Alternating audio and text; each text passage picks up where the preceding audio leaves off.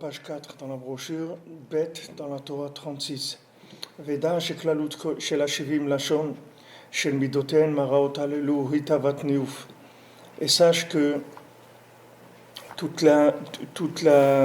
le mal général, c'est-à-dire de toutes les 70 nations, c'est la tava de niouf, c'est-à-dire le désir des femmes.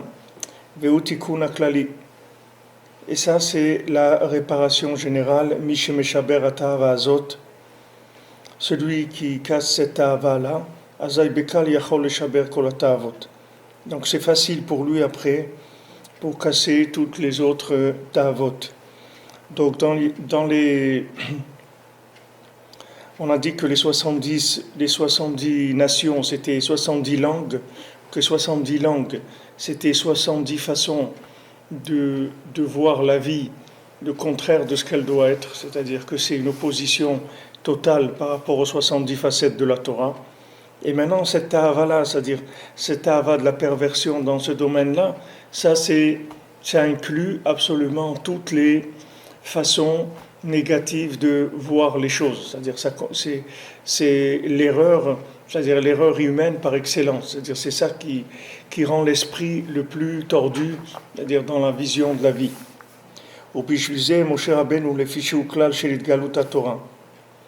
Maintenant, c'est pour ça que Moshe Rabbeinu, comme lui représente le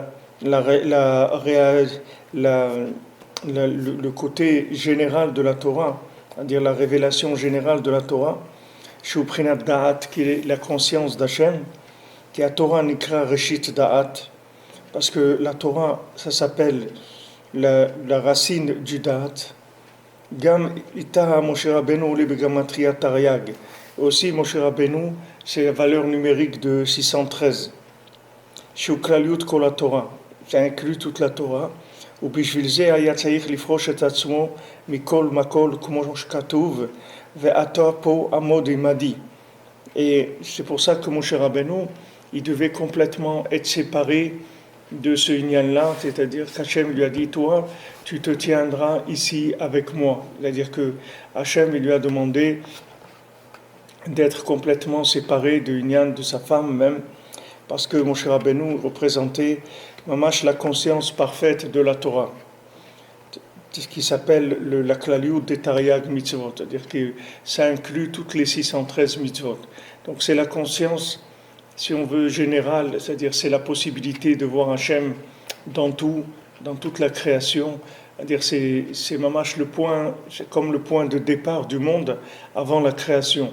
C'est-à-dire avant qu'il y ait la création de ce monde-là, la vision d'Hachem dans toute chose, c'est-à-dire que Moshe Rabbeinu, lui, voit Hachem dans tout. Il n'y a aucune chose chez lui qui fait qu'il peut pas voir. C'est-à-dire que maintenant, toute la raison pourquoi on ne voit pas Hachem dans des situations, et particulièrement pourquoi on ne voit pas Hachem chez des gens, surtout c'est ça qui nous rend la vie la plus difficile, ça vient de cette tahava-là. C'est-à-dire cette tahava, elle fait que les yeux, ils peuvent plus voir clair. Tout ça, on l'a vu dans les explications de Rabbi Nathan. Mais maintenant, dans le texte de Rabbeinu, on voit la racine de cette chose-là. C'est-à-dire que maintenant, pourquoi quelqu'un, le fait qu'il y a un problème dans l'alliance, dans cette tahava-là, ça le rend complètement aveugle au bien. Le bien, c'est Hachem. La vie, c'est Hachem. Maintenant, cette tahava-là, c'est le contraire de la vie. C'est-à-dire, c'est utiliser ce que Hachem il a donné pour se reproduire, pour donner la vie, pour reproduire la vie dans le monde, l'utiliser que pour du plaisir gratuit. C'est-à-dire, plaisir qui a c'est associé à aucun bien. Alors ça entraîne qu'après la personne, elle est incapable de voir le bien. Elle est incapable de voir le bien chez elle, chez les autres.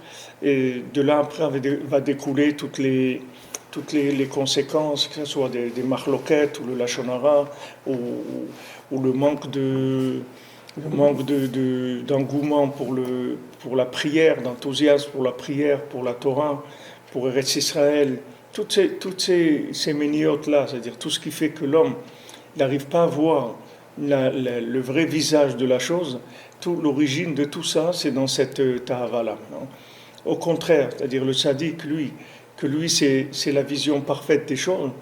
Lui, il est capable de voir le bien chez chacun, parce que lui, il a une vision des choses qui n'est pas faussée. Il a la vision des choses, celle qu'elle doit être, c'est-à-dire qu'il voit Hachem chez chacun, et donc il voit le bien chez chacun. Donc il est capable de nourrir le bien qu'il y a chez chacun et d'aider chacun à sortir de sa tristesse et de là où le bien est caché chez lui-même.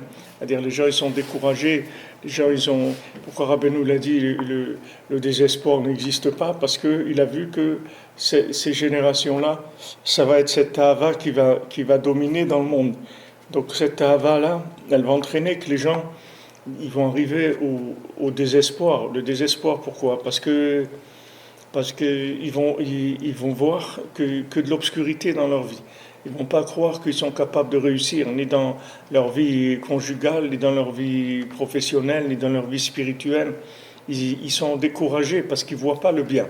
Maintenant, tout le travail de Rabbeinu, pourquoi Rabbeinu l'a dit à Zamra, regardez le bien, regardez, sachez qu'il y a du bien, et il faut vous fatiguer pour chercher le bien. Il faut faire des efforts jusqu'à ce que vous trouviez le bien, parce que lui, il le voit, le bien. Lui, il ne voit que ça même, c'est-à-dire il ne voit que le bien qu'il y a dans chez chacun. Alors il nous dit, tu es quelqu'un de bien, tu as du bien en toi.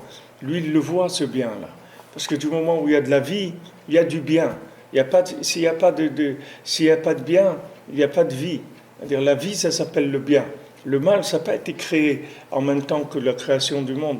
Le mal, c'est quelque chose c'est une déformation de la vie, de la vision des choses, c'est tout. Mais le mal, c'est pas quelque chose qui est essentiel. C'est-à-dire même quand Adam Arishon il a mangé de l'arbre de la connaissance du bien et du mal, c'est uniquement parce que sa vision des choses a changé que ça a eu des conséquences sur sa vie et sur la vie de tout le monde. Mais il y a pas eu, c'est pas une création du mal. Le mal, il n'est là que parce que il y a une absence de capacité de voir le bien, c'est tout. C'est-à-dire que on voit que même des individus, on voit des fois que les parents, des fois, ils n'arrivent pas avec des jeunes et d'autres arrivent avec leurs enfants parce que des fois, les parents, ils n'arrivent pas à voir le bien chez leurs enfants. Parce que les parents, des fois, ils ont tellement de rigueur dans leur regard, ou bien ils ont tellement d'attentes, ils attendent tellement quelque chose de précis de leurs enfants que ce qu'il y a vraiment, ils ne le voient pas. C'est-à-dire, des fois, quand on insiste trop, alors ce qu'il y a, on ne le voit pas. C'est-à-dire, ce qu'il y a de valable, on ne le voit pas. Et elle m'a essayé une fois avec Rabbeinu que quelqu'un, il est venu, il a amené son fils chez Rabbi Nachman pour qu'il le voie, et qu'il lui fasse une bracha, tout ça. Alors il lui a appris quelque chose, et il lui a dit, quand tu arrives devant le tzaddik, et tu vas lui dire ça. Alors le petit, il a répété pendant des semaines et des semaines. Alors pendant tout le voyage, le père, il lui répétait, il lui dit, tu te souviens, souviens-toi. Et ça fait quand ils sont arrivés chez Rabbi Nachman, alors le père, il a dit à son fils, alors dis-lui. Alors le petit, il a dit, souviens-toi. C'est ça qu'il s'est rappelé. Il se rappelait plus de la chose, mais il se rappelait que son père, il lui disait, souviens-toi. Parce que quand on insiste, alors ça fait que on axe la chose comme on veut la voir. Et les maaseh, c'est pas comme ça que la Torah nous dit. La Torah, elle nous dit, c'est écrit dans Michelet, Chanoch lana'ar lefi darko. C'est-à-dire, il faut que tu éduques l'enfant selon son chemin à lui. C'est-à-dire qu'il y a un effort de trouver le bien, de voir quelles sont les affinités de l'enfant, quelles sont ses capacités, et de ne pas essayer de le détourner dans quelque chose que nous on veut. Même si quelqu'un il veut que son fils il soit ce que lui il a envie qu'il soit, il faut qu'il sache que son fils c'est une neshama, et que cette neshama elle a son bien qui est en elle, c'est-à-dire qui est spécifique à elle. Et ce bien-là, il faut le laisser grandir. Il faut ni l'asphyxier, ni le détourner par la vision des choses. Alors ça, les masses et tous ces problèmes-là d'éducation, les problèmes de couple, les problèmes de difficulté à se marier, à avoir de la parnassa, tout ça, ça vient du gamma brit, c'est-à-dire ça vient de ça, c'est-à-dire que la vision des choses n'est pas comme elle doit être. C'est-à-dire il faut s'habituer à ne pas avoir un regard qui est déjà avec des a priori sur les choses. Parce que l'a priori, c'est qu'on ne sait rien du tout. C'est ça l'a priori. C'est à ça qu'il faut s'habituer. C'est-à-dire qu'il faut essayer de vider la mémoire vive en permanence. La mémoire vive de notre cerveau, il faut la vider en permanence. Il faut être capable de se reprendre complètement à zéro dans tout. Il faut pas garder des bases de données sur les individus et surtout pas sur nous-mêmes. Rabbeinu il nous met en garde, il nous dit de nous renouveler mamash. Aujourd'hui c'est le Yortzeit de Rabbi Nathan. Rabbi Nathan il a dit une page du Likutei Halachot, ça peut lutter contre tout le mal qu'il y a dans le monde entier. C'est-à-dire que tout le mal qu'il y a dans le monde entier, il ne va pas résister à une page de Likutei Halachot. Tellement le Likutei Halachot, c'est quelque chose de puissant que Rabbeinu, il a amené un talmide comme ça, comme Rabbi Nathan, il lui a appris cette lumière-là, cette lumière, elle a été mamash préparée à pouvoir lutter contre tout le mal du monde. Parce que c'est une vision des choses qui va permettre de voir le bien. Tout le Likutei Halachot, tout le Nyan de Rabbi Nathan, dans sa généralité, c'est la possibilité de voir le bien dans toutes les situations. C'est ça qu'il nous apprend Rabbi Nathan Beikar. Beikar, c'est ça, c'est-à-dire tout son message, à part toute la profondeur, tous les secrets qu'il y a dedans. Mais le Ikar, c'est qu'il remonte la personne de manière à ce qu'il la remet à chaque fois en place, c'est-à-dire il remet la personne à sa place avec encore de l'espoir, encore savoir que tout peut s'arranger et on peut y arriver, etc. Pour que les gens ne baissent pas les bras. C'est ça le travail de Rabbi Nathan. Rabbi Nathan a dit une page de Likutei Halachot, elle peut lutter contre tout le mal qu'il y a dans le monde, pour dire l'intensité de ces enseignements-là. L'intensité, c'est quelque chose de tellement fort au point de vue vision positive des choses. C'est-à-dire des visions qui sont déjà mâchées pour permettre à la personne de vivre le bien. Ce n'est pas des visions générales, parce que dans la Torah, il y a des visions générales. Si vous prenez le mot Bereshit, le mot Bereshit, on en a parlé la semaine dernière, dans le mot Bereshit, vous avez 70 tikkunim du Tikkun Zohar, sur le mot Bereshit. Maintenant, ces 70 tikkunim du Tikkun Zohar, c'est les 70 visions, des visions positives des choses qu'il y a dans le mot Bereshit. C'est-à-dire, ça se trouve au départ déjà, il vous donne le Tikkun Zohar, nous dit que le Tikkun Zohar, c'est plus élevé que le Zohar, c'est quelque chose de très élevé. Et il y a 70 tikkunim, qui sont 70 réparations, c'est-à-dire 70 réparations de la vue, que les gens après ils voient le monde avec 70 facettes de la Torah. Mais allez-y étudier ces 70 tikkunim et regardez qu'est-ce que vous allez pouvoir tirer de ça, c'est-à-dire comment c'est des choses qui sont très profondes, très difficiles d'accès. Et ça, c'est sur le mot Bereshit seulement.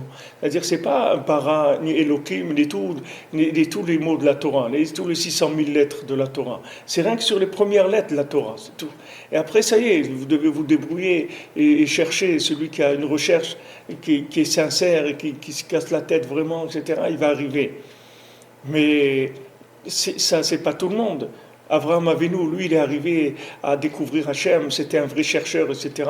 Et après, il fait du chesed, il voulait le donner à tout le monde, il voulait dire aux gens, regardez où vous êtes perdus, etc. Regardez, il y a Hachem dans le monde. Il voulait dire à tout le monde, parce que c'est le réflexe normal de quelqu'un qui a trouvé le secret de la vie. Il y a des gens, ils ont découvert l'Amérique, ils ont trouvé le secret de l'or. Ils ont trouvé le secret de la parnassa, ils ont trouvé le secret comment on dit, de l'esclavage de l'homme à la matière, et ils ont développé une société pour rendre les gens esclaves de la consommation. Eux, ils ont découvert l'or, mais Abraham Avinu, il a découvert Hachem. Et quand il a découvert Hachem, son premier instinct, c'est-à-dire le premier réflexe, c'était d'enseigner au monde entier, de dire voilà, regardez, il y a une vie dans le monde. C'est possible de vivre, il existe une vie ici. Il existe la Emouna dans Hachem. Il existe la vie. Regardez, venez découvrir la vie. C'était l'instinct principal d'Abraham Avinu. Maintenant, Rabbi Nathan, il a écrit l'écouter la halachot. Et Rabbi Nathan aussi, quand il a entendu de Rabbeinu la Hitbo des doutes, alors Rabbi Nathan aussi s'est enthousiasmé énormément et il a couru dehors, il a dit je vais aller courir dans le monde, leur dire pourquoi vous dormez, regardez, il existe. Alors Rabbeinu lui a dit reste, calme-toi parce que tu vas pas arriver comme ça, c'est pas comme ça que tu vas y arriver. Alors calme-toi et tu vas étudier, tu vas écrire le l'écouter à la honte. Avec ça, tu vas arriver. C'est-à-dire, Rabbeinu, il lui a donné une méthode. Avec cette méthode, il a écrit l'écouter à la honte. Que l'écouter à la honte, c'est les maasé, la halacha. C'est comment connaître, comment trouver le bien dans les chemins de sa vie. C'est ça tout le lien de l'écouter à la honte. Comment quelqu'un, une fois qu'il est cassé en morceaux, comment il peut se remonter. C'est ça l'écouter à la honte. Comment quelqu'un qui croit qu'il n'y a pas d'espoir, comment lui donner de l'espoir. Comment montrer à quelqu'un qu'il est bien quand il est persuadé qu'il n'est pas bien. Quand quelqu'un il est convaincu qu'il n'est pas bien.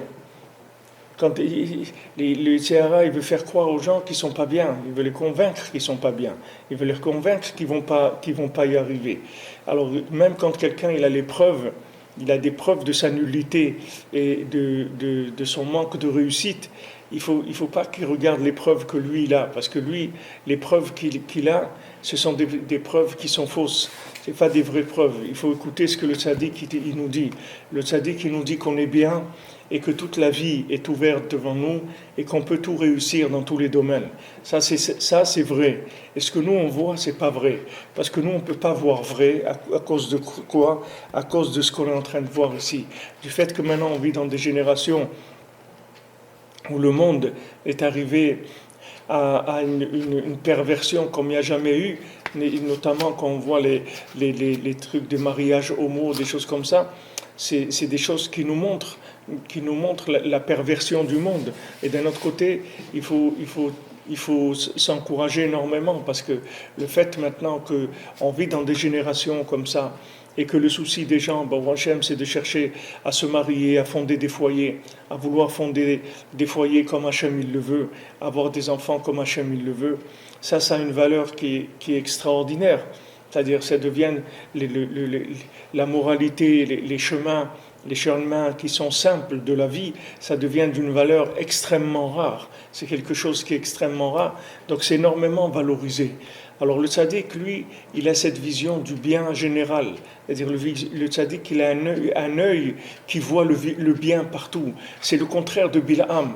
Bil'am, c'est quelqu'un qui voit le mal partout. C'est ça Bil'am.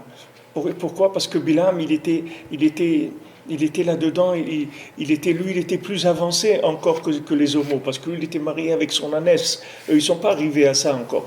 Ils n'ont pas encore découvert le maître de là-dedans. Mais leur maître, c'est Bil'am. Et Bil'am, il était marié avec son ânesse. Et son ânesse, elle parlait. Tellement Bil'am, il est arrivé là-dedans dans de la perversion que même son ânesse, elle parlait. C'est-à-dire, elle lui parlait où il est arrivé. Alors lui, Bil'am, c'était une malédiction vivante. C'est-à-dire que c'était un œil de malédiction. C'est-à-dire qu'il ne voyait que le mal partout.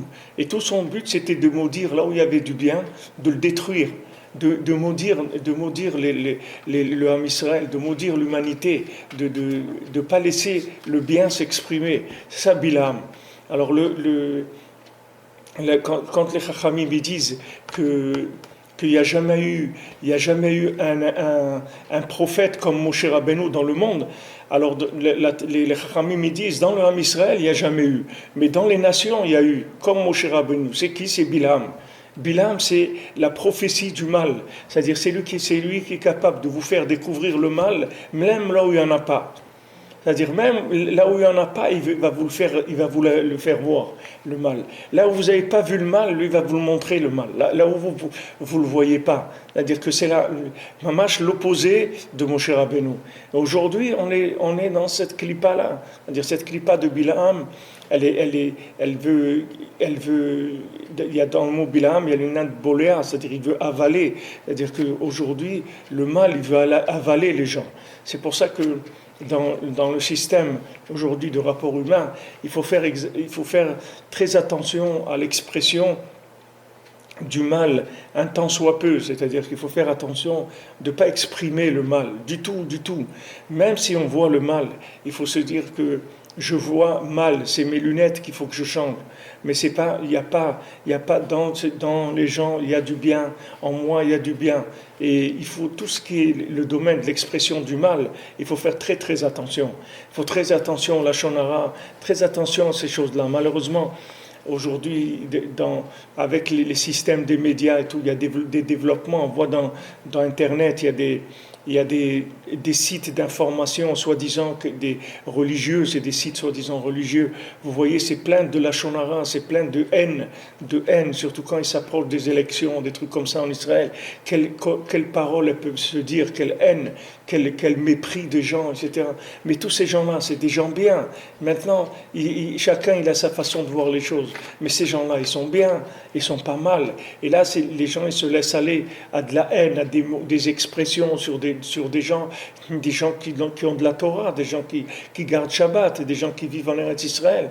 Il y a des expressions très très méchantes, des choses et c'est très grave de dire des choses comme ça. C'est très très grave parce que ça donne une vision à des gens de choses qui sont pratiquement irréparables. Pourquoi le Chafetz Chaim il a tellement insisté sur le Lashon Hara, il a écrit son Sefer de Shmirat HaLashon, parce que vous verrez que quand vous attendez du Lashon Hara sur quelqu'un, vous ne pouvez plus le voir de la même manière. C'est-à-dire ça fausse la vue des choses. Quand on parle du mal de quelqu'un, même si c'est vrai, le Lashon Hara c'est quand c'est vrai. Quand c'est pas vrai, ça s'appelle Motzi Shen Ra. Mais le Lashon Hara c'est quand c'est vrai. Quand on entend du mal sur quelqu'un, ça nous casse complètement la vision de la personne. Maintenant, on ne veut pas voir le mal des gens. Il faut se protéger, parce que quand on voit le mal chez les gens, on se pourrit la vie à nous-mêmes déjà. À part qu'on détruit la vie de l'autre. À part comme c'est écrit, que celui qui dit la shonara, il tue 3 personnes. Il tue celui sur qui il parle, celui qui y entend, et lui-même qui l'a dit. C'est-à-dire ces 3 personnes, il les tue. Qu'est-ce que ça veut dire qu'il les tue? Ça veut dire qu'il les empêche, il les a privés de voir un point positif qu'il y a chez cette personne. Parce que du moment où on a dit du mal dessus, c'est fini. Ni pour moi qui l'ai dit, ni pour celui sur qui on a parlé, ni pour celui qui a entendu, ils peuvent voir le bien. On a privé le monde de cette facette-là de la Torah, de cette lettre de la Torah. Rabbeinu dit dans Sichot Haran que si quelqu'un il veut étudier la Torah avec assiduité, il faut faire attention qu'il ne fasse pas de la shonara, qu'il ne parle pas sur personne, parce que s'il parle sur quelqu'un, chacun il représente un aspect, une lettre de la Torah. Il y a 600 000 lettres dans la Torah, il y a 600 000 âmes dans le Ham Israël. Quand quelqu'un il parle du mal de quelqu'un, les Maaseh, il est en train de se voiler une facette de la Torah, une facette d'une lettre de la Torah. Donc quand maintenant il veut étudier, alors la lumière de la Torah, elle s'obscurcit chez lui. Parce que c'est obscurci, déjà, c'est sur lui qui est porteur de cette lettre-là. Celui qui est le côté vivant de cette lettre-là, il a obscurci par le Lashon Hara. Alors maintenant, quand il vient pour étudier, il n'arrive pas à étudier, il n'a pas envie d'étudier. Ça lui donne pas, il n'y a pas de lumière dans son étude, parce qu'il a obscurci la vie. C'est valable dans tout, dans tout. Quand on parle du mal des gens, ça y est, après tout est négatif. Et le Moshe Rabbeinu, c'est le contraire. On voit que quand ils ont fait la shonara sur Moshe Rabbeinu, alors Hachem il leur a dit, mais comment vous pouvez parler sur Moshe? Comment vous pourrez parler sur Moshe? Moshe, il a dit, c'est un homme de confiance de ma maison, il est partout chez moi. Comment vous pouvez parler sur Moshe Rabbeinu? Parler sur Moshe Rabbeinu, faire du Lashon Hara sur le tzaddik, c'est comme s'il parle du mal sur toute l'humanité, sur tout le monde entier. C'est-à-dire qu'il obscurcit l'humanité entière dès qu'il parle du mal. Vous voyez c'est écrit dans les Sfarim sur Yosef, quand ils ont commencé à préparer la rencontre avec Yosef, c'est-à-dire quand Yosef il arrivait à Dothan, ils ont dit ah voilà le rêveur qui arrive, etc. Alors ils ont commencé à parler pour le tuer. Shimon et Lévi, ils ont commencé à parler pour vouloir le tuer. Alors après ils sont arrivés à ne pas le tuer, à juste le mettre dans le puits. Alors c'est écrit dans les Sfarim que quand ils ont descendu Yosef dans le puits, il est tombé dans le monde un voile de Touma qui a couvert le monde entier, c'est-à-dire une impureté qui est descendue sur toute l'humanité. Au moment où ils ont mis, parce que Yosef qui représentait l'alliance, quand il était à l'extérieur, c'est-à-dire qu'il était dans le monde, de sa lumière uniquement, le monde en profitait entièrement. La preuve, c'est qu'après, quand il est arrivé en Égypte, il a donné à manger à toute l'humanité. Comment il a donné à manger à toute l'humanité? Parce qu'il est arrivé à voir le bien. C'est-à-dire, il est arrivé que l'année de famine, elle ne pouvait pas battre les 7 années d'abondance. Il était capable même quelqu'un qui est dans la famine totale, il est capable de le nourrir avec les 7 années d'abondance. Même quelqu'un qui n'a plus rien, il est capable de lui donner à manger. Donc, vous voyez que Yosef, il a quelque chose. C'est pas un système de gestion, c'est pas du marketing qui fait Yosef. C'est lui qui fait que pendant les 7 années de famine, on peut nourrir le monde. C'est lui qui fait ça. C'est lui l'Uika. C'est pas ce qu'il fait. C'est pour ça que Paro il a nommé. Vous croyez que Paro il avait besoin de nommer quelqu'un sur sa tête, de nommer quelqu'un comme Yosef qui lui donne tout le pays entre les mains? Vous croyez que Paro il a besoin de ça? Qui est-ce qui veut ça dans le monde? Qui est-ce un roi, un empereur comme Paro? Qu'est-ce qu'il va vouloir quelqu'un qui va lui donner que c'est lui qui va diriger son pays? Il n'a pas besoin de ça, mais il a vu. Quand il a vu Yosef, il a vu que c'était lui la solution. C'était la solution. C'était pas sa méthode de marketing, c'était lui la solution. C'était pas la méthode, c'était lui la solution. Et le fait qu'ils l'ont caché, ils ont amené la Touma dans le monde, une Touma terrible. C'est pour ça que tout de suite après, il y a eu Maaseh de Yehuda au Tamar, et toute la lignée de Mashiach, elle a dû passer par quelque chose d'aussi bas que le Maaseh de Yehuda au Tamar.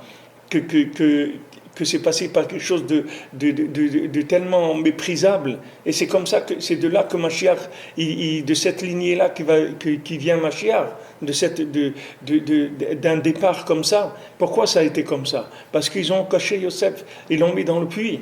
Et Hachem Ishmor, s'ils avaient tué Yosef, alors le niveau de destruction de l'humanité, on ne peut même pas imaginer ce que ça aurait été. Les gens, ils auraient marché à 4 pattes, ils seraient mis à ramper, ils auraient même perdu le sens de l'équilibre de la marche. C'est pas que ça. Et si Chazou Shalom, il avait tué, les gens, ils seraient mis à marcher à 4 pattes ou à ramper par terre. Même ça leur aurait été enlevé de leur esprit. Vous croyez que quelqu'un qui marche, c'est quelque chose de normal? Il n'y a rien de normal. Regardez un petit enfant, il ne marche pas. Pourquoi il ne marche pas? Parce qu'il n'a pas de da'at, c'est pour ça qu'il ne marche pas. Quand il commence à avoir du da'at, il commence à avoir un équilibre aussi de son corps. Et si Shalom, la personne, elle descend, elle peut arriver à des niveaux où Mamash, elle va marcher à 4 pattes, elle ne peut même pas tenir debout. Même physiquement, ne parlons pas d'autre chose. Là où on est, et Hachem Ishmor, que Hachem il ait pitié, que Béhémet, le hors de Rabbi Nachman, il soit mis galé dans le Olam, parce qu'il n'y a pas d'autre refoua pour le monde. Il n'existe pas d'autres médicaments pour l'humanité. Que si vous ne trouvez pas un maître qui vous fait croire en vous et qui vous montre que c'est possible, c'est impossible de vivre. Parce que le monde, il ne va qu'en s'obscurcissant de jour en jour. Et s'il n'y a pas une méthode pour être mégalé la Astara, pour montrer que même dans la Astara, chez Astara, là-bas aussi il y a Kadosh Baruch Hu. Même là où c'est caché, même quelqu'un, il se voit, il a l'impression qu'il est nul, il a l'impression qu'il fait que des bêtises tous les jours. Il faut savoir qu'il est bien, il a un bien extraordinaire en lui. Seulement c'est caché, c'est tout. Et il faut quelqu'un qui l'aide à sortir ce bien-là. Et ça, c'est Moshe Rabbeinu, parce que Moshe Rabbeinu, qui est le tzaddik de la génération, c'est-à-dire quand on dit Moshe, ça veut dire le tzaddik, celui qui inclut toute la Torah de la génération. Et dans notre génération, comme il a dit Rabbi Nachman, c'est lui le Moshe Rabbeinu, c'est lui le Rav de la génération jusqu'à que Mashiach y vient. Regardez tout ce qui se passe dans le monde. Quand il y a la stara du tzaddik, regardez tout ce qui se passe. Regardez les choses terribles qui se passent dans le monde. Regardez la cruauté, regardez des choses terribles. Tout ça, ça vient du fait que le tzaddik, il est caché. C'est ça qui amène ça. Si le tzaddik, il était révélé, tous les gens, ils vivraient dans le bien. C'est-à-dire, tous les gens, ils verraient le bien chez eux. Ils ne verraient pas le mal, ni chez eux, ni chez les autres.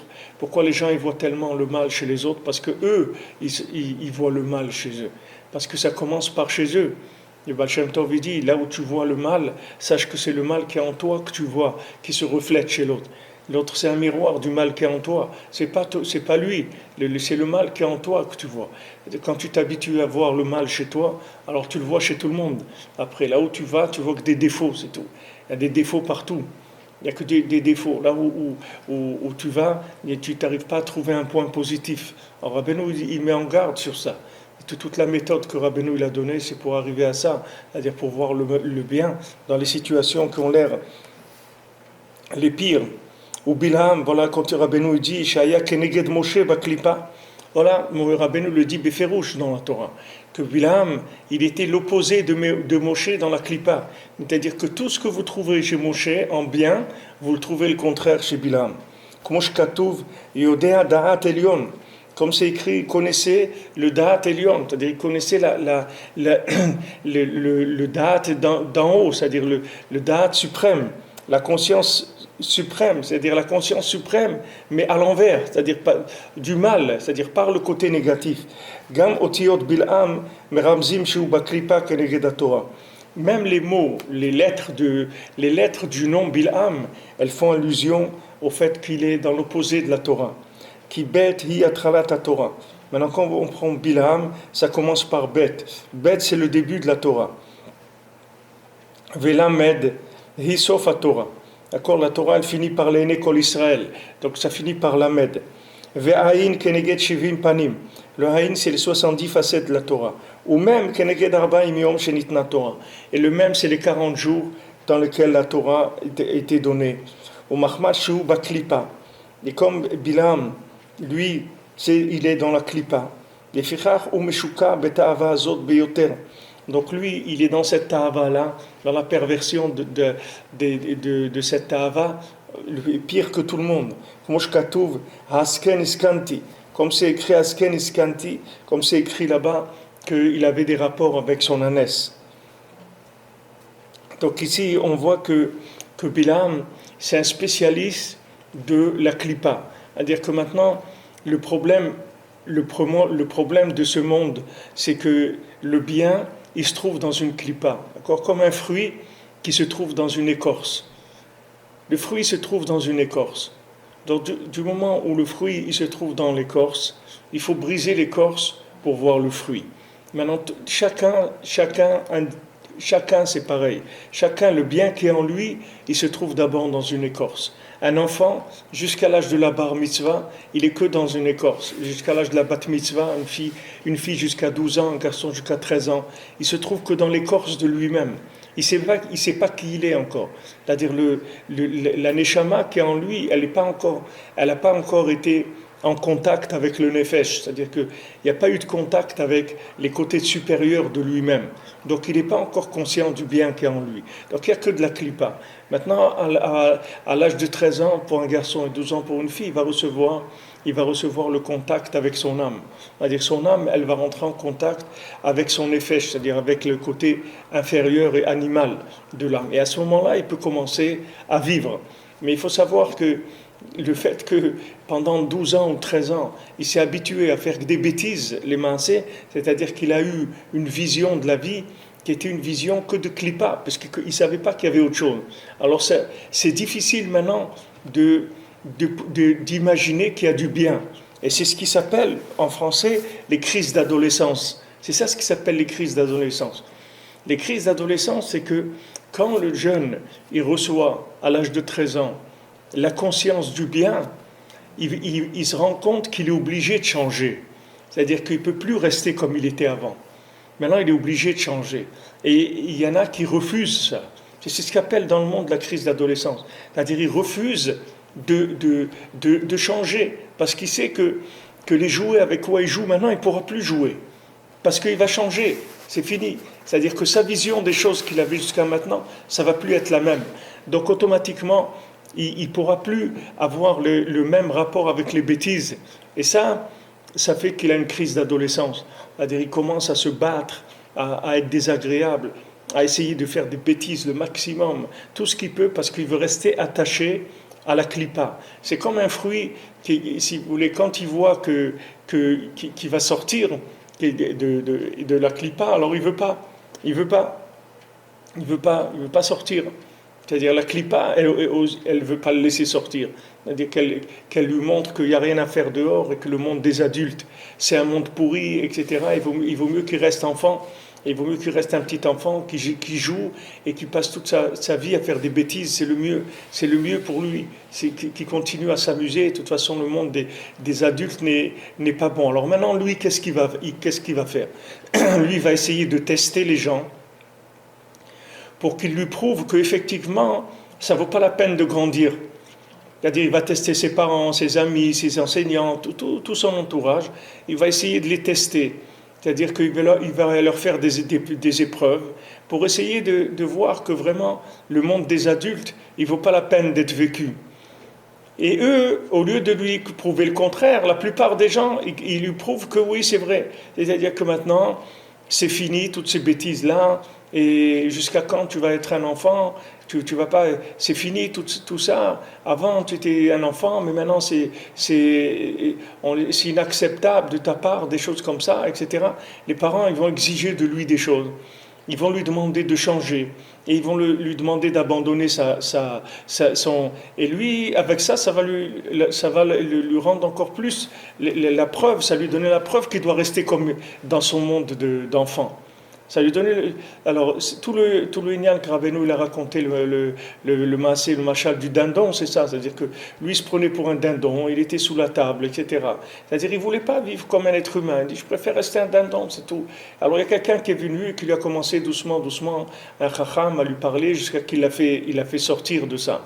Mais le jeune, si vous voulez, lui, il a une crise de passage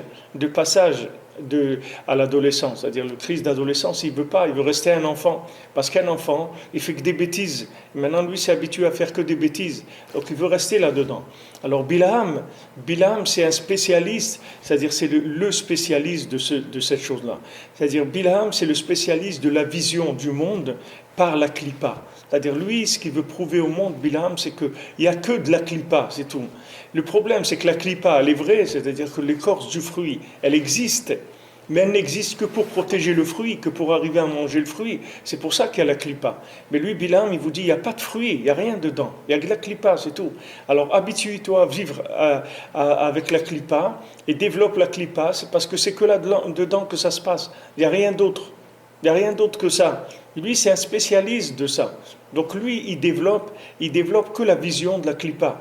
Donc lui, il a cet opposé à la Torah, comme Rabbeinu il rapporte que son nom lui-même, dans chaque lettre de son nom, on voit le bet de Bereshit, la met de la fin de la Torah, le Haïn, les 70 facettes de la Torah, le même les 40 jours où elle était donnée la Torah. Toutes ces lettres de son nom, elles montrent comment c'est l'opposé à la Torah, par essence même, c'est-à-dire c'est celui qui va vous montrer sans arrêt, qui va vous enseigner sans arrêt que ce monde-là, c'est que de la clipa. Même si quelqu'un il vous dit, ouais, mais tu sais, il y a autre chose dans la vie, etc., les gens, ils n'entendent pas ça. Pourquoi ils n'entendent pas? Parce qu'ils ont une vision déjà des choses qui est que de la clipa. Qui est que de la clipa. Pourtant, c'est tellement simple, c'est-à-dire de se rendre compte que ce monde-là, comme il est présenté sur le marketing de toutes les sociétés, c'est une arnaque totale. Tout le monde le sait, tout le monde le voit. Si vous parlez avec quelqu'un, il vous dira que le but de la vie, c'est pas l'argent, c'est pas l'état à vote, etc. Mais dites-lui de sortir, il ne peut pas sortir. Quelqu'un, il fume, vous lui dites de fumer, c'est bien. Il n'y a pas un fumeur qui vous dira que c'est bien. Ça n'existe pas. Tous les fumeurs, ils savent que c'est pas bien. Mais ils ne peuvent pas sortir. Parce que le problème, c'est que la personne, il y a une accoutumance. C'est-à-dire, il y a une accoutumance. C'est un rapport qui se fait, un rapport affectif qui se fait avec la chose. C'est plus maintenant, c'est plus une vision intellectuelle, c'est qu'il y a un rapport affectif. C'est-à-dire qu'il y a une vitalité qui se tire de la clipa. C'est pas quelque chose qui est uniquement philosophique. C'est qu'après, la personne, elle commence à tirer sa vitalité de la clipa. Elle s'habitue à vivre avec de la clipa. Et elle ne vit qu'avec de la clipa. C'est tout, c'est ça sa vie. C'est pour ça qu'il faut des cures de désintoxication. Même dans la tchouva, il faut une cure de désintoxication. Vous croyez que quelqu'un il fait tchouva parce qu'il a découvert la Torah, en 3 mois il va changer? Ni en 3 mois, ni en 3 ans, ni en 10 ans, ni en 20 ans. Ça prend une vie entière pour que quelqu'un il change. Pour que quelqu'un il change de là où il était habitué à tirer sa vitalité, il va lui falloir beaucoup, beaucoup de temps. Seulement, la différence, c'est que tant qu'il est avec le tzaddik, alors le tzaddik, il lui montre sans arrêt qu'il y a du bien en lui et qu'à la fin, il va arriver à faire sortir ce bien. C'est ça la différence. Mais la personne, c'est pas parce qu'elle a fait tchouva qu'elle a changé. Elle n'a pas changé du tout. Elle est toujours intoxiquée. Il y a une cure de désintoxication, ça prend du temps. C'est pas. Et il y a des gens qui rechutent. Après, il faut encore reprendre. Et encore, ils rechutent. Il faut reprendre. C'est une lutte d'une vie entière. C'est pas parce que quelqu'un a voulu expliquer que c'est pas bien alors maintenant quelqu'un il a compris que c'est pas bien. Ça n'empêche pas que c'est ça qu'il veut. Il vous dit, je sais que c'est pas bien, mais c'est ça que je veux, c'est tout. Vous lui dites, voilà, ça, tu sais que ça détruit, etc. Il dit, ouais, je sais que ça détruit, mais c'est ça que je veux. Alors allez-y, qu'est-ce que vous allez faire à cette personne-là?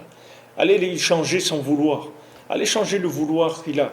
Le vouloir, il vient de quoi? C'est de la vitalité qui tire de ça. C'est-à-dire, pour l'instant, il s'est habitué à tirer de la vitalité d'une chose qui n'est pas bien. Au lieu de tirer la vitalité du fruit, il tire la vitalité de la clipa. Mais tout ça, c'est une construction de l'imaginaire. Mais c'est très difficile à changer, ça. C'est très très difficile, c'est pas du tout évident. C'est pour ça que notre seul espoir, c'est Moshe Rabbeinu. On n'a pas d'autre espoir. Si on n'a pas un maître comme ça, qui est capable de nous diriger dans le moindre des détails pour nous amener doucement, doucement à prendre conscience de nos erreurs et à prendre conscience combien le mal est mal. C'est-à-dire, dans le monde, le mal s'est présenté gentiment. C'est-à-dire que dans Internet, sur YouTube, tout ça, on présente le mal comme étant quelque chose de sympathique. C'est-à-dire qu'il y a des gens, des films où les gens ils font des crimes, des choses terribles, etc. Et tout ça en rigolant, c'est montré comme quelque chose de léger, etc.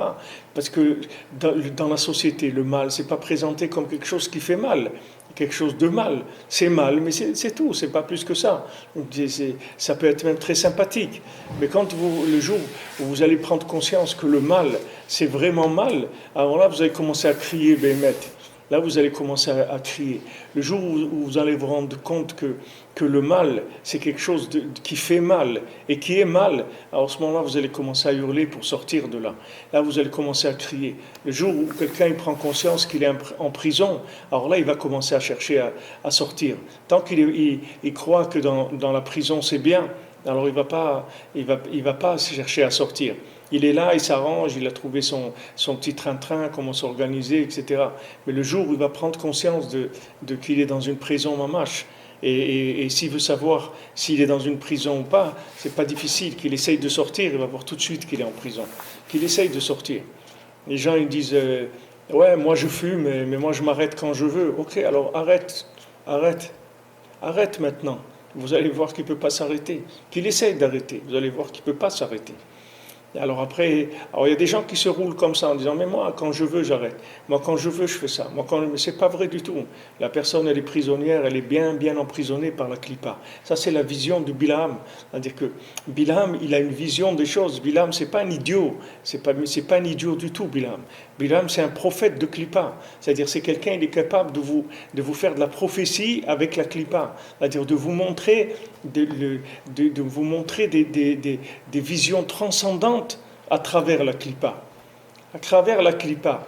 Regardez l'image, les images qui montrent des gens qui ont gagné au loto, des gens qui ont fait des trucs et tout. Et vous avez l'impression que la personne, ça y est, elle est arrivée au top de tout. Elle est arrivée à, ça y est, elle a réussi. Elle a réussi quoi? Elle a réussi quoi? Qu'est-ce qu'il a réussi? Parce que quelqu'un, il a de l'argent, il a réussi quoi? Si c'est un idiot, c'est parce qu'il a gagné de l'argent qu'il n'est plus un idiot. C'est un idiot, c'est le même idiot qu'il était avant. Qu'est-ce que ça va lui changer? Au contraire, il va pouvoir être encore beaucoup plus idiot que ce qu'il était avant. Avant, il était un idiot avec des petits moyens. Maintenant, il va être un idiot avec des grands moyens. C'est encore pire. Qu'est-ce qu'il y a? Et le monde, il vous montre ça comme une réussite, comme quoi l'individu, ça y est, il est arrivé. S'il a ça, il va arriver à ça. Et à chaque fois, Bilam, il vous dit non. Ça y est, maintenant, si tu arrives à avoir un truc, une maison secondaire, ou s'il arrive à avoir une maison dans une station de ski, ou un truc et tout, mais ça y est, tu vas être la personne la plus heureuse de la vie. Et vas-y, la personne, elle travaille, elle débrouille, tac, tac, tac, des années. Quand il arrive ça, encore, il y a une déception, il voit qu'il n'est pas arrivé, elle n'arrive à rien du tout. Parce que ce qui vous vend, c'est de l'écorce. Il n'y a rien dedans, il n'y a pas de vitalité. La vitalité, elle est dans le fruit, elle n'est pas dans l'écorce. Au contraire, toute la vitalité de l'écorce, elle attire du fruit. Enlevez l'écorce du fruit, séparez-la. L'écorce, ça devient une poubelle. Vous allez voir en quelques heures comment elle va se transformer, l'écorce. Et en quelques jours, il ne reste plus rien du tout de l'écorce. Parce que toute la vitalité de l'écorce, elle apprenait que du fruit. Elle apprenait de nulle part, elle n'a aucune vitalité. Et il arrive, Bilaam, à vendre des modes de vie aux gens et à les faire plonger, à les faire ramper dans son système. Et les gens, ils sont d'accord, ils sont joyeux de se faire arnaquer. Regardez, rentrez dans YouTube, cherchez quelle est la vidéo la plus vue, vous allez voir qu'est-ce que c'est. Vous allez voir qu'est-ce que c'est. C'est la plus grande bêtise qui peut exister au monde. C'est-à-dire c'est la bêtise, mais alors c'est de l'essence même de bêtise. La bêtise raffinée, même pas raffinée, c'est pas de la bêtise raffinée, c'est de l'essence de la bêtise. C'est-à-dire, maman, vous imaginez, vous dites, dans quel monde je suis en train de vivre? Voilà ce qu'ils ont regardé, des millions de gens, ou 1 milliard de gens, il a regardé cette vidéo. Mais regardez 1 milliard de gens, qu'est-ce qu'ils ont dans leur tête, dans ce monde. Regardez Bilam, qu'est-ce qu'il fait du monde. Voilà, alors Bilam, quand il présente l'écorce, il ne faut pas croire qu'il la vend comme de l'écorce. Il la vend comme étant le vrai fruit. Lui, il vous parle du fruit comme si c'était de l'écorce, comme si c'était rien. Les goïms, ils disent l'hébreu, c'est la langue morte, c'est une langue morte. En quoi c'est une langue morte, l'hébreu? Qu'est-ce que s'appelle une langue morte? Pourquoi appeler cette langue-là une langue morte? Alors que c'est la langue de vie. Tout ce qui vit dans le monde, ça vit avec l'hébreu. Tout ce qu'il y a dans le monde, toute la moindre vie, que ce soit la vie d'un homme, d'un moustique, d'une herbe, dans l'air, la moindre molécule du monde, elle est alimentée par l'hébreu.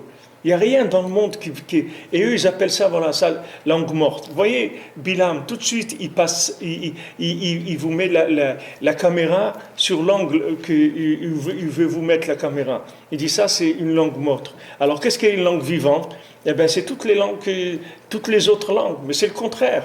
Toutes les autres langues, c'est le véhicule de la mort. C'est le contraire. Toutes les autres langues, ce que Rabbeinu dit ici, tous les léchonotes qu'il y a dans le Olam, c'est des léchonotes de la Klippa. C'est-à-dire ce sont des interprétations de la vie vues par la Klippa.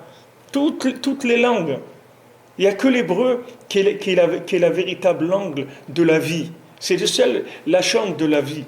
La Lachon HaKodesh, la langue sainte, la langue qui a créé le monde, la langue que Hachem il a utilisée pour créer le monde, la langue qui donne toute la vitalité à tout ce qu'il y a dans le monde, ils vous disent une langue morte.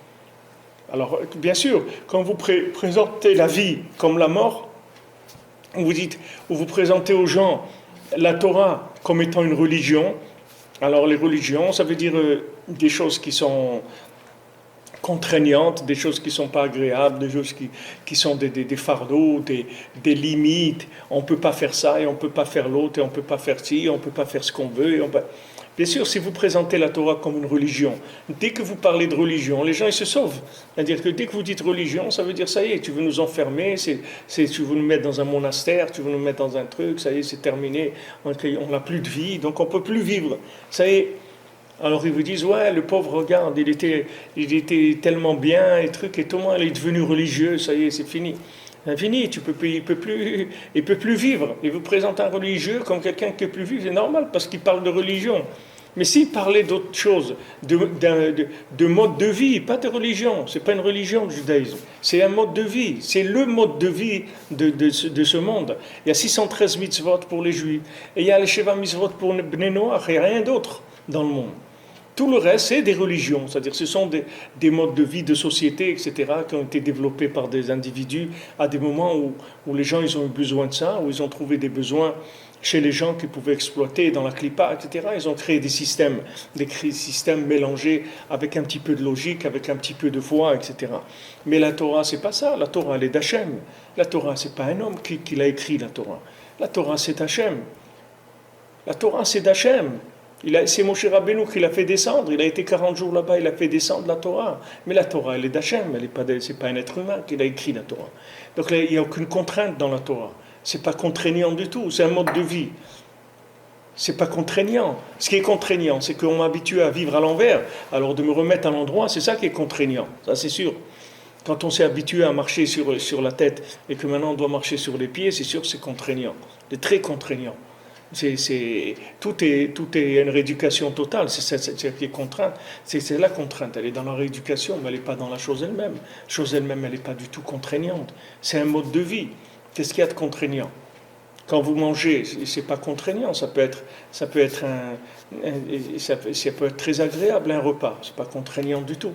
Qu'est-ce qui est contraignant? C'est quand quelqu'un est en train de jouer, un enfant, et vous lui dites viens manger. Alors c'est contraignant, c'est sûr, parce que lui il est en train de jouer.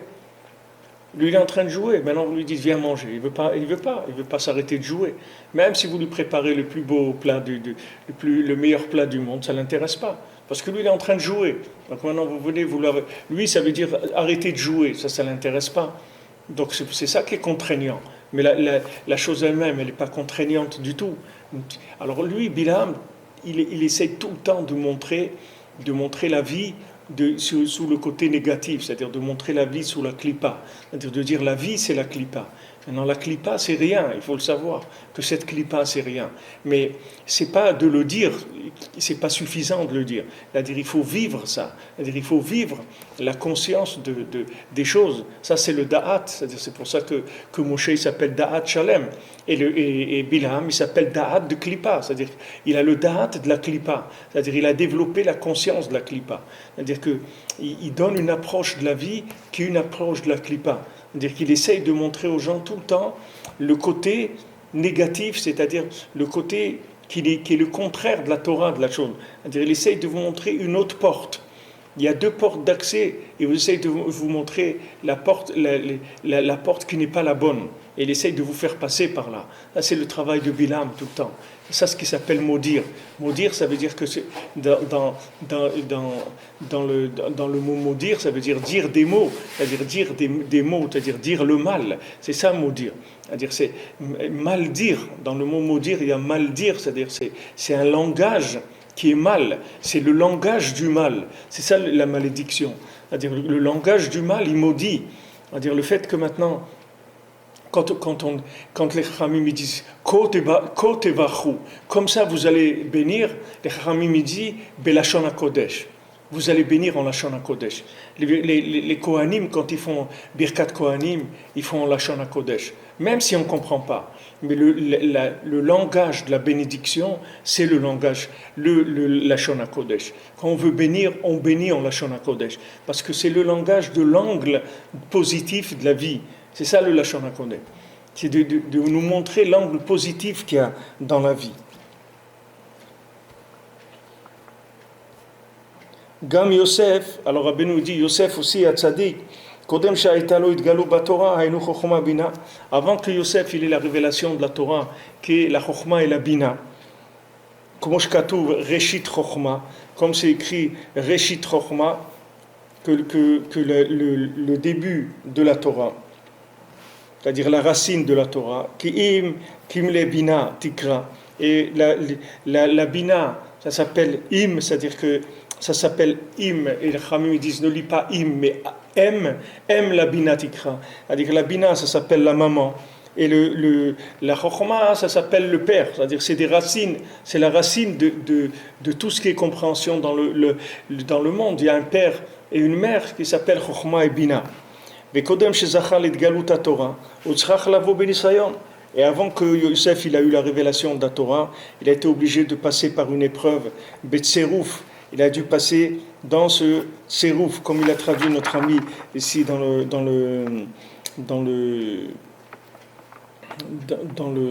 la traduction de l'Écouté Moharan. Il a dit qu'il a dû être éprouvé. Il a amené ici. Il doit être épuré. C'est-à-dire, le tsérouf, c'est épuré. C'est-à-dire il faut être éprouvé et épuré. Épuré, ça veut dire qu'il faut qu'on nous enlève la vision négative des choses. C'est-à-dire que c'est comme un récipient. Vous avez un récipient. Avant, si vous voulez faire un plat dans ce récipient, il faut que vous laviez d'abord le récipient. Si dans le récipient, il y a des choses qui sont pourries, qui sont pas mangeables, quand vous allez mettre du manger dedans, il va vous pourrir ce que vous allez mettre dedans. Donc avant d'avoir une révélation de la Torah, il faut d'abord que la vision des choses, elle change. Parce que si la vision des choses, elle ne change pas, alors ce qu'on va mettre dedans, ça va être récupéré par ça. Après, ça va donner de la Torah de philosophie, de la Torah de psychologie, de la Torah de n'importe quoi, de la Torah de politique, de la Torah de n'importe quoi. Ça donne n'importe quoi après. Après, vous ne savez plus où est la Torah. Vous voyez des hommes politiques, vous dites où est la Torah chez ces gens-là? C'est de la politique. Chez l'autre, c'est de l'argent. Chez l'autre, c'est ça. Chez l'autre, c'est ça. Parce que la Torah, elle est rentrée dans un récipient qui n'avait pas été d'abord nettoyé. Donc d'abord, il faut une purification du récipient, c'est-à-dire de la tournure des choses. Il faut que la tournure des choses soit réparée déjà. Et après, on met de la Torah dedans. Donc on l'a épuré, on l'a éprouvé et épuré dans le Nisayon de la Ta'ava des 70 nations.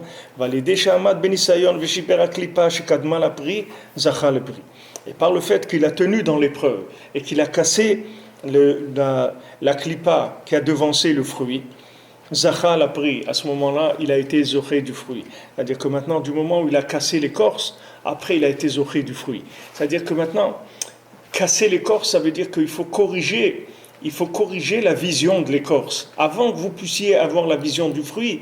Sinon, même le fruit, vous allez le rendre l'écorce. Si jamais la vision des choses, elle n'a pas changé, si vous n'avez pas enlevé la racine du mal, qui est la vision des choses, tout ce que vous allez mettre dedans, ça va se transformer dans la vision négative. Il faut d'abord corriger la vision des choses. Et ça, il faut corriger donc, cette ta'ava des 70 nations. Une fois que maintenant, on aura corrigé ça, alors après, le fruit, quand il rentre dans un domaine qui est déjà prêt à recevoir quelque chose de positif. C'est-à-dire de la révélation de la Torah. C'est-à-dire que maintenant il a été zoché d'une révélation de la Torah. Donc maintenant lui, quand il est venu devant Paro, si Yosef il n'était pas passé par ce qu'il avait passé, tout ce qu'il a souffert avant, et qu'il a eu cette épreuve avec la femme de Potiphar, et que maintenant il est resté 12 ans en prison, s'il n'était pas passé par là, jamais il aurait vu Paro chez lui que c'était un chacham et un navon, c'est-à-dire un sage et un homme qui avait la déduction. Parce que pour avoir ça, il fallait qu'il passe d'abord par l'épuration totale de la vision de la vie. Une fois qu'il a épuré complètement cette vision des choses, à ce moment-là, il est venu devant Paro, et Paro lui a dit, il n'y a pas un homme comme toi, ça n'existe pas. Un homme qui a une vision comme ça des choses claires, ça n'existe pas. Alors cette vision claire, elle lui est venue du fait qu'il a corrigé complètement l'approche de la vie par le fait qu'il a été éprouvé là-dedans et qu'il a dit non, ça je veux pas, ça je veux pas. C'est-à-dire que quand il a vu le visage de son père, on dit avant quand il a eu cette épreuve, il a vu le visage de son père, c'est-à-dire c'est l'union de la Chokhma, c'est-à-dire il a vu Av Ba Chokhma, il a vu l'union de la Chokhma, et il s'est dit je vais pas laisser ça pour de la klipa. Donc il a résisté au Nisayon parce qu'il savait que c'était une épreuve d'épuration pour arriver après à corriger sa vision des choses. Et c'est pour ça qu'on passe par des épreuves. Chacun il doit passer par des épreuves. Il ne faut pas croire que quelqu'un il a fait tchouva officiellement sur les papiers, il a fait quelque chose. Il va avoir des épreuves. Et chaque fois qu'il va avoir une épreuve, c'est pour avoir une révélation de la Torah. Alors quelqu'un dit, ouais mais moi ça y est, je fais Shabbat et je mets tout ça. C'est tout ce que tu fais là pour l'instant. C'est juste tu es dans une salle d'attente, tu n'es pas rentré du tout dedans. Maintenant si tu veux rentrer dedans, tu vas être éprouvé, tu vas être épuré. On va te débarrasser de tes visions négatives des choses. Chaque fois que tu vas avoir une épreuve dans ce domaine-là, les massés, on vient te débarrasser d'une façon, d'une intoxication du cerveau dans un domaine. À chaque fois, tu vas passer par là, on va te désintoxiquer. Et quand tu vas être complètement désintoxiqué, tu vas voir que tu vas voir ce monde comme étant un autre monde complètement. Mamash, une autre vie, Bezant Hashem. Be'atzlacha. Ezra Sofer, c'est celui qui écrit, et Rabbi Nathan dit il y a trois malheurs qui sont arrivés à Sarah Betevet, c'est la mort d'Ezra Sofer, et ils ont cassé les murailles de Jérusalem et ils ont traduit la Torah en grec. Maintenant, ces trois choses-là, c'est dans ce qu'on est en train de dire, vous voyez pourquoi c'est un malheur. Parce que casser la muraille de Jérusalem, ça veut dire enlever les séparations qu'il y a entre la Klippa et la Gdusha. C'est-à-dire que la muraille, il y a le mur de sécurité par rapport au terrorisme, et il y a le mur de sécurité spirituelle pour empêcher la vision de Bilam de rentrer dans la Torah. Maintenant, la traduction en grec, c'est facile de comprendre, c'est-à-dire traduire la Torah en grec, ça veut dire réécrire la Torah par la vision de quelqu'un qui est un grec, c'est-à-dire qui est quelqu'un qui est comme Bilam, c'est-à-dire qui croit que dans ce monde. Donc il va écrire une nouvelle vision de la Torah, il va la traduire en grec. Et que Ezra Sofer, il est mort. Ezra Sofer, c'est celui qui écrivait la Torah, c'est-à-dire qui était capable de traduire la Torah dans tout ce qu'il y a de positif. C'est-à-dire par rapport à ce qu'on étudie ici, on voit que Asara Betevet, c'est un jour où il y a eu des choses qui se sont brisées dans la façon d'interpréter la Torah. Alors, Rabbi Nathan, on dit que c'était un Gilgul de Ezra Sofer. On dit qu'il avait une partie de la Neshama de Ezra Sofer. Comme ça, on dit, c'est une parole qu'il y a dans Breslev qui dit ça, il avait eu une étincelle de Ezra Sofer, que c'est parce qu'il écrivait. Rabbi Nathan, c'était un Baal Lachon, c'est-à-dire qu'il a dit que si lui, il est un homme parmi les hommes du Baal Tfila, alors c'est un mélite, c'est-à-dire c'est quelqu'un qui sait écrire, qui sait présenter les choses de manière à quitter tout le monde. À quitter tout le monde. Et Bezrat Hashem, on peut s'appuyer sur Rabbi Nachman et sur Rabbi Nathan, que Béhémet, ils vont quitter tout le monde, ils vont nous acquitter à tous, que Bezrat Hashem, on va tous sortir gagnants du procès.